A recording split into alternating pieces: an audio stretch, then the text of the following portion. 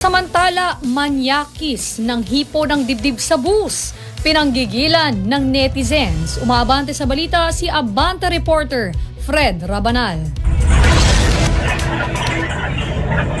Sorry na lamang ang nasabi ng isang manyakis sa bus matapos itong maispatang ng hihipo. Sa isang viral video online, makikita ang isang bebot na may katabing lalaki sa pampasaherong bus. Dito ay ipinakita ng bebot ang kamay ng kanyang katabi na pasimpleng humahawak sa dibdib nito. Nang magsalita ang bebot at itinapat ang kamera sa mukha ni Kuya, ay tila nahiya naman ito at pilit umiiwas ng tingin. Makailang saglit lamang ay humingi ito ng dispensa sa bebot at saka umalis. Agad naman itong umani ng reaksyon mula sa mga gigil na netizens na anila madalas umanong kinukuyog ang mga suspect sa ganitong insidente.